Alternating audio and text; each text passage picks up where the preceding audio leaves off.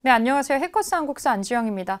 해커스 한국사 능력 검정 시험 한 권 합격 심화편. 이제 일제강점기의 제일 마지막 부분인데, 이제 일제강점기에 어떤 식으로 일제 통치가 있었고, 우리의 반응은 어땠는가, 민족운동은 어땠는지를 시대별로 한번 살펴봤고요.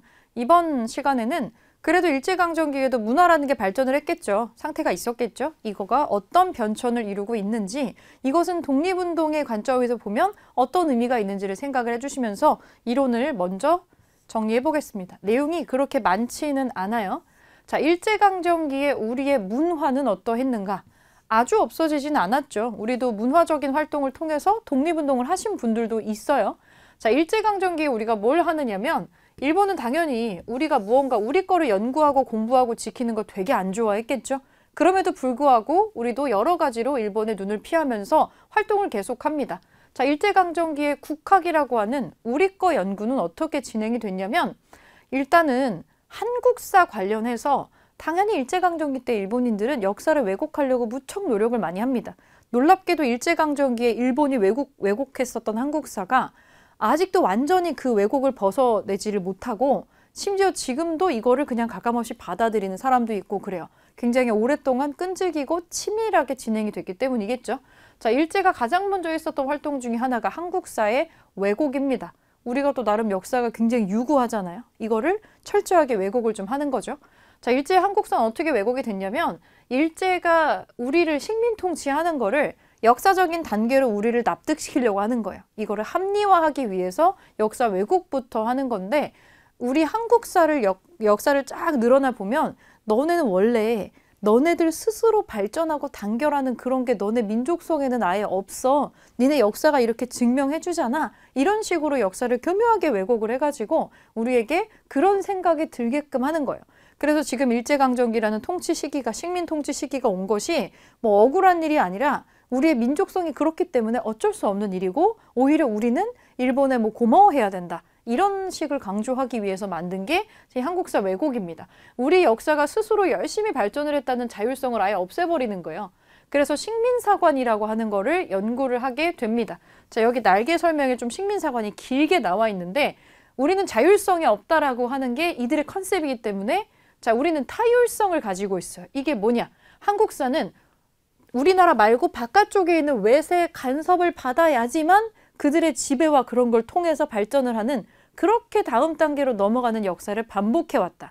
중국의 지배를 받거나 나중에 뭐 고려시대 때 몽골 침략도 받고 했었잖아요. 그런 거를 겪으면서 항상 주기적으로 뭔가 우리보다 더 앞선 문화를 가지고 있는 그런 나라의 통치와 지배를 받으면서 겨우겨우 업데이트하고 성장하면서 그런 패턴으로 살아왔다. 우리 스스로는 발전을 이룩한 역사가 없다는 거죠.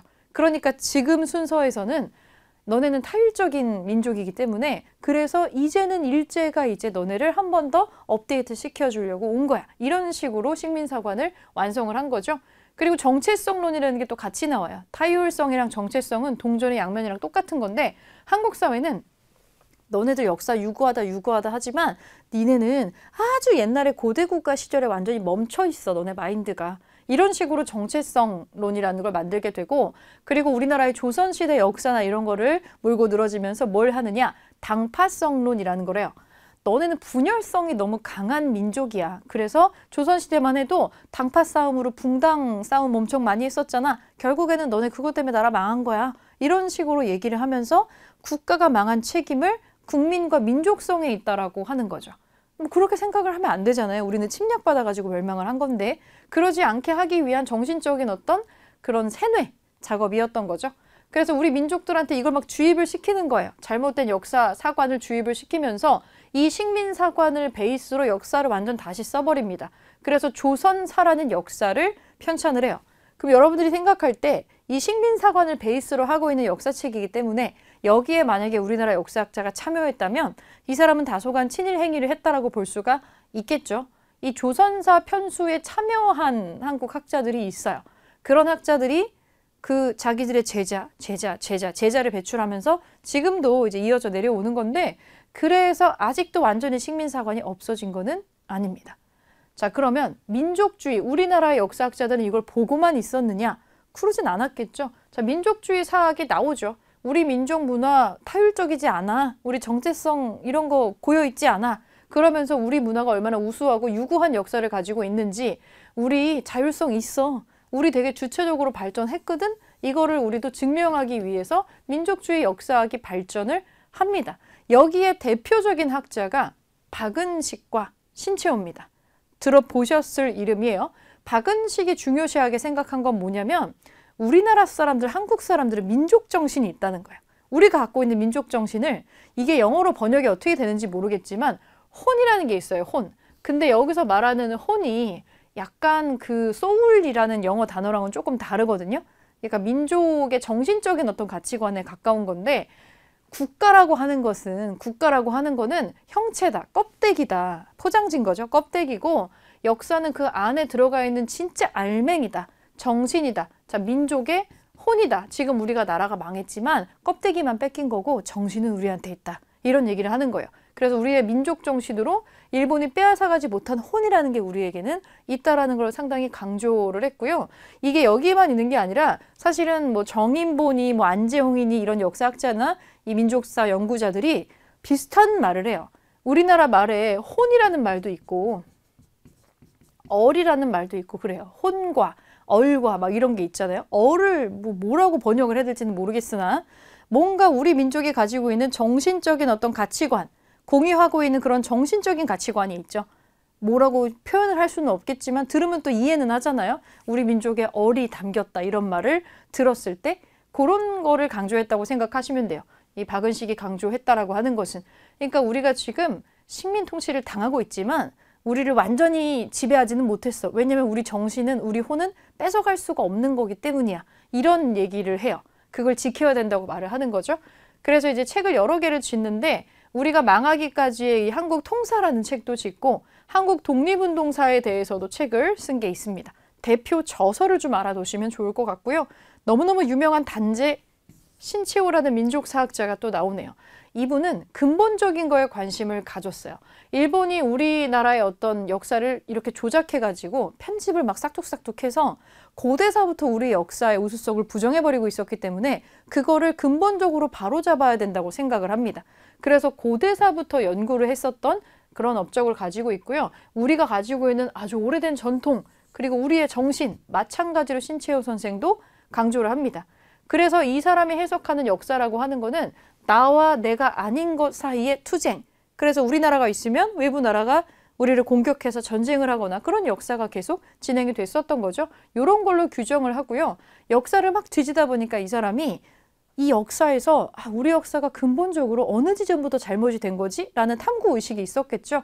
그래서 단재 신채호 선생이 역사를 딱 뒤져보니까 고려시대로 딱 갔을 때, 야, 이 사건이, 요 역사적인 사건이 만약 성공했더라면 지금의 작금의 이런 사태는 없지 않았을까? 라고 굉장히 아까워했었던 사건이 하나 나온 거예요.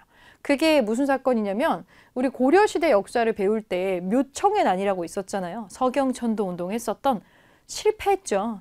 근데 그 묘청의 서경천도 운동에 참여했었던 사람들의 특징이 대단히 진취적이고 약간 그런 성향을 좀 가지고 있었어요.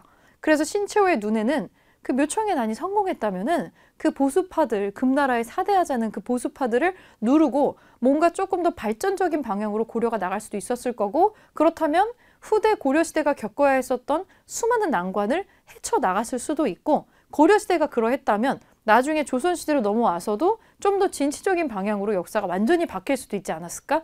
라는 생각을 한 거예요. 그래서 신채호 선생이 생각할 때 이 묘청의 난이라는 사건이 우리 역사 한 1000년어치의 역사 사건 중에서 이 제일 아까운 사건이다. 이렇게 평가를 한 게 있습니다. 요것도 같이 기억 좀 해주시고요. 역사를 쭉 정리하면서 조선 상고사 이런 거 정리하고 조선사 연구초, 여기서 왜곡을 해버렸으니까 그거를 왜곡되지 않은 것으로 정리를 하려는 그런 활동들이 진행이 되게 됩니다. 그리고 우리나라에 훌륭한 인물이 되게 많다라고 하는 걸 강조하기 위해서 뭐 을지문덕이라든지 이런 유명한 위인 있죠. 그런 이순신 뭐 이런 위인들의 전기 같은 것들이 편찬이 되는 것도 이런 역사학자들에 의해서 나오는 활동이라고 보시면 돼요. 그리고 세 번째로 나오는 이 조선학이라고 하는 것은 우리나라 거를 자꾸 없애려고 하니까 우리 민족의 역사나 글이나 이런 것들을 없애지 않으려고 하는 활동들이 나오는 거죠. 그래서 우리 거를 지키려는 학자들의 운동이 있는 거예요. 자, 1930년대에 그러니까 이제 30년대로 접어들면 나중에 이제 이거 뒤에 중일 전쟁도 터지고 민족 말살 통치 같은 거 하면서 우리 거를 완전히 다 막아버리잖아요. 그래서 이거는 정말 안 되겠다라고 생각한 우리 학자들이 정인보, 문일평, 안재홍 등등등 민족주의 사학자들이 모여가지고 우리 역사의 가장 중요한 어떤 인물들을 기리는 행사 같은 거를 계속 진행을 하면서 우리 역사가 이렇게 훌륭하고 이거 우리 기억해야 되고 이런 거를 다 강조를 하기 시작하는 거예요. 그래서 이들이 모여서 뭘 하냐면 정약용이라는 유명한 인물이 있잖아요. 요 정약용의 이 서거 사망 99주기를 기념을 해가지고 여유당전서라는 시리즈 책을 간행을 한 게 계기가 돼가지고 쭉쭉쭉 이제 펼쳐져 나오게 됩니다. 그래서 이런 우리 민족주의 사학의 활동도 만만치 않게 활발하게 이루어졌어요. 그리고 좀 독특한 분야에서도 계속 이게 이어지게 되는데 우리 쪽에도 사회주의 연구자가 있습니다. 사회경제적인 관점에서 역사학을 연구하는 학자가 있어요. 사회주의의 영향을 받아가지고 유물사관의 입장에서 한국사를 연구하려고 시도했었던 학자가 있어요. 유물사관이 뭐냐면 옆에 날개 설명이 나오죠. 사회주의 사상에 기초한 역사관인데 역사가 발전하는 원동력이 정신적인 거에만 있지 않다. 근본적으로는 물질적인 생산력과 생산 관계가 아주 밀접하게 관련이 되어 있다. 주인이 있으면 이걸 부리는 이제 노예가 있는 거고 이런 식으로 생산의 주체가 되는 이들과 이들을 부리는 사람들의 관계가 계속해서 맞물려서 돌아가서 나오는 게 이 역사 발전의 한 모습이고 그래서 이 학자 중에 백남훈이라는 대표 학자가 있는데 이 사람이 여기에 영향을 받아서 조선사회경제사, 조선봉건사회경제사라는 역사책을 써요. 이 사람이 이거를 한 게 무슨 민족주의 사학이랑 연결이 되느냐면 백남훈이 연구한 게 뭐냐면 일본은 우리나라의 역사를 대단히 하찮게 여기고 너네는 일반적이지 않은 그리고 너네는 되게 타율적이고 정체성을 갖고 있기 때문에 발전 단계라고 할 만한 것도 없었어. 이런 식으로 우리를 굉장히 평가절하를 하거든요. 그래서 우리나라가 갖고 있는 한국만이 가지고 있는 대단히 특이한 역사성으로 타율적이고 고여있고 막 이런 식으로 안 좋은 특징을 덕지덕지 붙여놨어요. 정상적인 발전 단계를 주체적으로 거치지 못했다라는 프레임을 씌워놨었는데 백남훈이라는 역사학자가 연구를 통해서 뭐를 주장하냐면 아닌데 한국사는 조선의 역사는 한국사라고 하는 역사는 한반도의 역사는 한반도 내부에만 국한되는 특이한 역사로 발전하지 않았어. 발전 단계를 봤더니 저기 유럽의 서양 국가들이 발전한 단계하고 비슷해. 이 물질을 가지고 어떻게 취급하느냐에 따라서 세계사적인 역사 법칙에 따라서 다른 민족이랑 거의 같은 궤도로 발전을 해왔어 우리가. 그래서 이거가 왜 이거에 반박이 되느냐면 일본은 지금 일제가 우리를 통치를 해줌으로 해서 우리는 스스로 발전한 능력이 없는데 일본이 끌어준다는 입장이었거든요. 근데 백남훈은 뭐라고 한 거냐면 아닌데 니네가 굳이 끼어들지 않았어도 우리는 다른 나라들이랑 마찬가지로 다른 민족들이랑 마찬가지로 그냥 우당탕탕 우리끼리 알아서 발전을 하고 있었어. 그러니까 굳이 니네가 끼어들지 않았어도 우리도 알아서 근대화된 시대로 발전을 했을 거야. 너네가 굳이 없었어도. 이런 식으로 일제가 주장했었던 식민사관의 정체성론을 정면으로 반박을 했어요. 일본은 우리가 고여있다고 얘기했는데 그거를 백남훈은 아닌데 우리도 떼굴떼굴떼굴 잘 굴러왔어. 너네 없었으면 우리가 더 잘 굴러갔겠지 라고 이들의 침략 행위를 구체적인 이론으로 반박을 했었던 거죠. 그런 식의 어떤 이론서를 정리한 사람이 있더라. 그래서 우리가 되게 다양한 시선으로 정신적인 측면에서의 역사 연구 그리고 물질적인 측면에서의 역사 연구 이런 것들이 지금 종합적으로 이루어지고 있다라고 하는 거 요거를 한번 봐주시면 좋겠고요. 그리고 밑에 나와 있는 실증주의 사학도 있네요. 역사적인 사실을 실제 확인할 수 있는 증거를 들이대서 연구를 하는 그런 경향성을 실증주의라고 합니다. 여기에 대표적인 학자들이 이병도나 손진태 같은 학자들인데 진단학회라는 학회를 만들어가지고 진단학보를 발행을 해서 역사를 증거로 확실하게 논증하려고 하는 경향성이 생겨요. 그러니까 일제강점기라고 해서 역사 연구가 멈춰 있었던 것은 아니다. 이게 가장 중요한 특징이고요. 그리고 가장 또 중요한 게 일본이 나중에 되면 역사뿐만이 아니라 우리말도 못 쓰게 하죠. 국어 연구는 그러면 멈췄는가? 또 그렇지도 않았다는 거예요. 국어 연구를 중요하게 생각한 사람들이 시기마다 있었어요. 첫 번째 조선어 연구회가 있습니다. 우리나라 망하기 전에 대한제국 시기에 한글을 연구하는 기관을 만든 게 있었어요. 대한제국에서. 그게 국문연구소라고 있었는데 여기 국문연구소의 전통을 계승해가지고 조선어 연구회라는 게 만들어졌었죠. 그래서 여기서 뭐 했냐면 나중에 일제강점기 시대로 넘어갔을 때 각야날도 여기서 제정을 하고 잡지 한글도 간행을 하고 강습이랑 강연회를 통해서 한글을 전파하고 가르치고 우리말 써야 된다. 이런 활동을 했던 게 조선어 연구회입니다. 그리고 나중에 조선어 연구회가 조금 개편이 돼가지고 조금 더 학구적인 성격을 띠게 되면서 최현배, 이극노, 이윤재 같은 한글 연구자들이 또 나와요. 국어학자들이 등장을 하고요. 이 조선어 학회가 무슨 활동을 했냐면 이제 교재 만들어야죠. 한국말을 일본이 구체적으로 가르쳐주지 않았기 때문에 직접 이 단체에서 한글 교재도 만들고 우리가 사실 특정 시기까지는 한글이 그렇게 쉬운 글자가 아니었어요. 물론 한자에 비하면 엄청 쉽죠. 원리만 알면. 근데 여러분들이 옛날 한글을 보면 아마 거의 못 읽으실 거예요. 왜냐면 띄어쓰기도 거의 없고 뭐 맞춤법도 막 뒤죽박죽이고 소리 나는 대로 막 써버리거든요. 그런 게 정리가 안 돼 있었는데 이제 조선어 학회에서 한글 맞춤법 통일안이라는 거를 만든 거예요. 그리고 여기저기 지역마다 다르게 썼던 단어나 표현을 가지고 와서 통일된 기준점을 만들어줍니다. 표준어가 생깁니다. 표준어. 그리고 드디어 이제 사전을 만들려고 시도를 해요. 모두가 볼 수 있는 매뉴얼의 책자가 필요하다라고 생각을 한 거죠. 그게 조선말 큰사전 또는 우리말 큰사전이라고 하는데 편찬을 시도했지만 일제의 방해 때문에 편찬까지 완성하지는 못했어요. 그런데 광복이 되고 나서 이 우리말 큰사전의 원고가 발견이 되면서 나중에 출판은 됩니다. 일제가 조선어 학회 사건을 일으켜가지고 해체시켰습니다. 요거를 다룬 영화도 나왔었죠. 영화도 구체적으로 나왔었는데 조선어 학회를 독립운동 단체로 간주를 한 거예요. 근데 뭐 큰 테두리에서 보면 독립운동 단체라고 할 수가 있겠죠.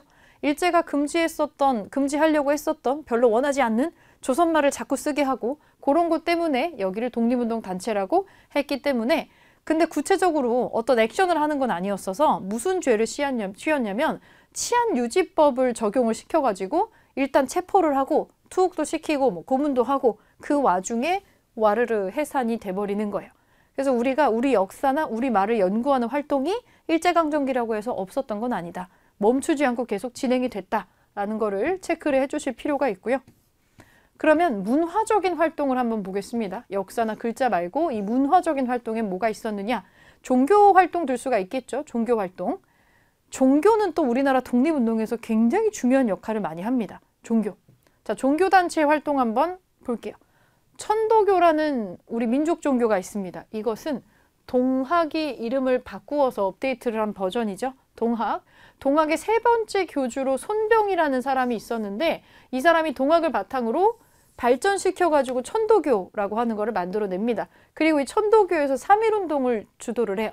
그리고 천도교 활동 중에 중요한 게 많이 나오는데 천도교에 있었던 여러 단체 중에서 천도교 쪽에 소년회라는 단체가 있어요. 일종의 인권운동이라고 해야 될 것 같은데 어린이들의 청소년들의 인권을 이제 이렇게 진흥시키는 그런 단체였던 거예요. 소년운동을 전개를 합니다.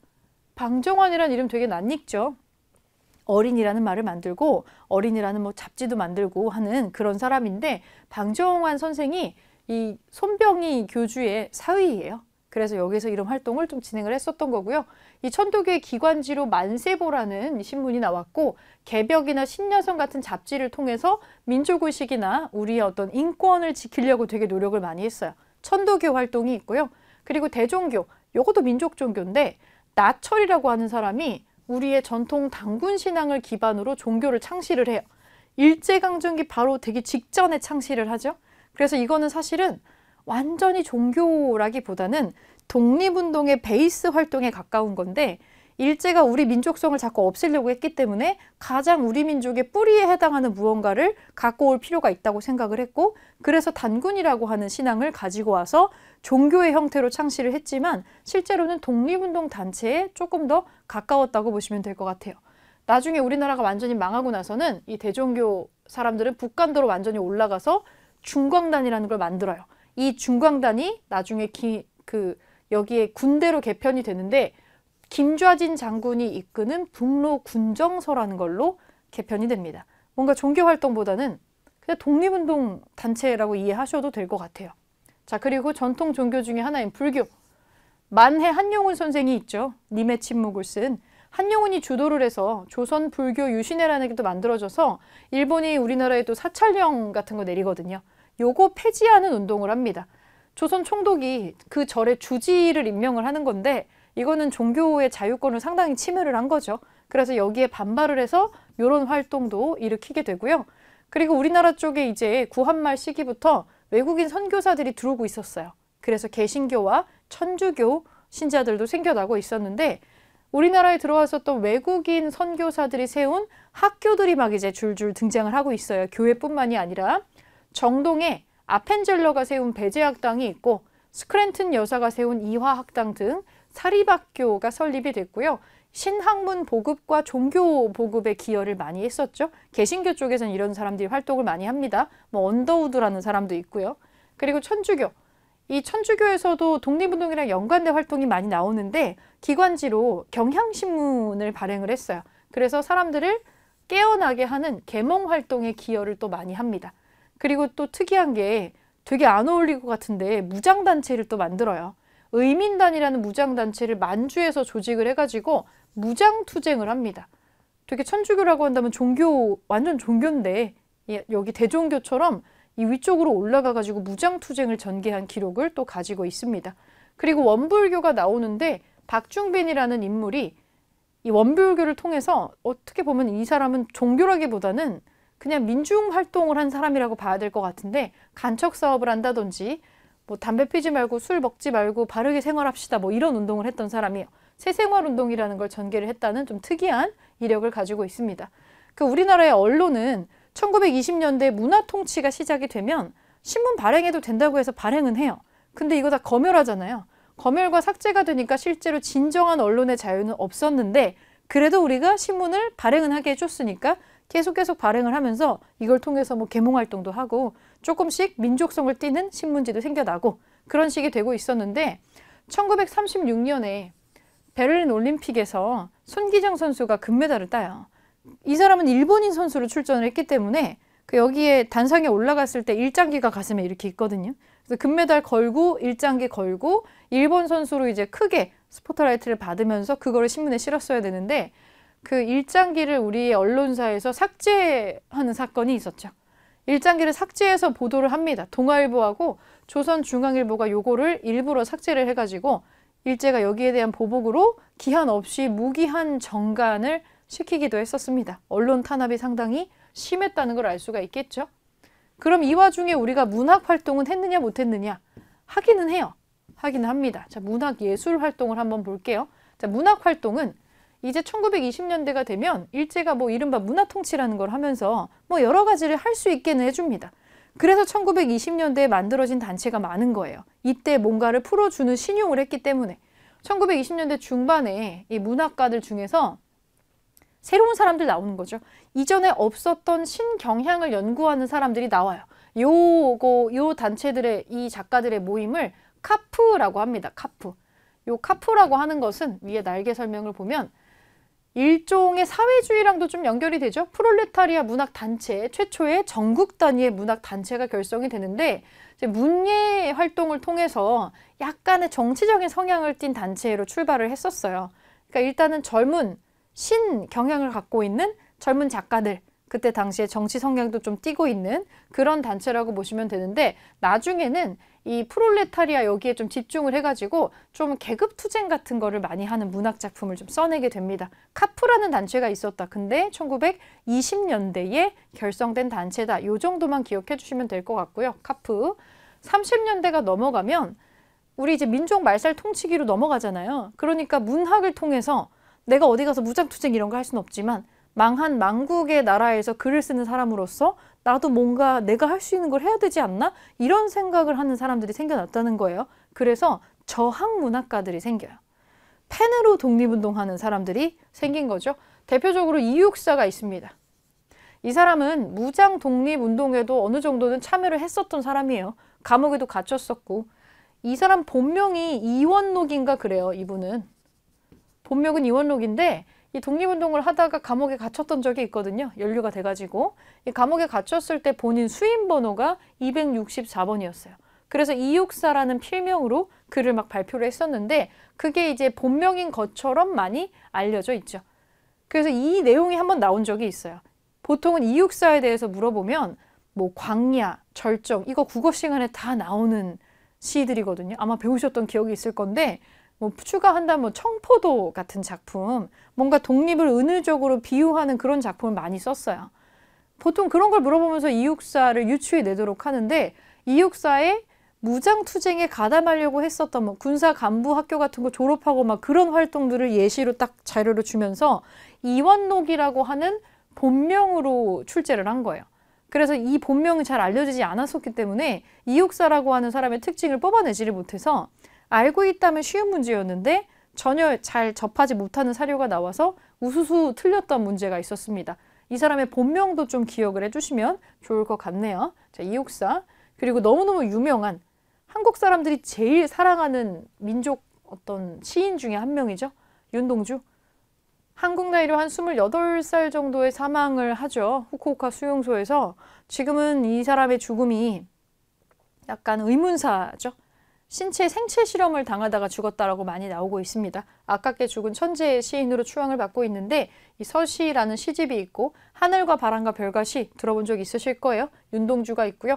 심훈이라는 분이 있죠. 상록수라는 이제 소설을 쓰고 그날이 오면이라고 하는 구체적인 독립을 열망하는 이 시를 썼던 분입니다. 자, 민족의식 플러스 독립사상을 고취시키려고 하는 저항 문학가들이 등장을 하더라.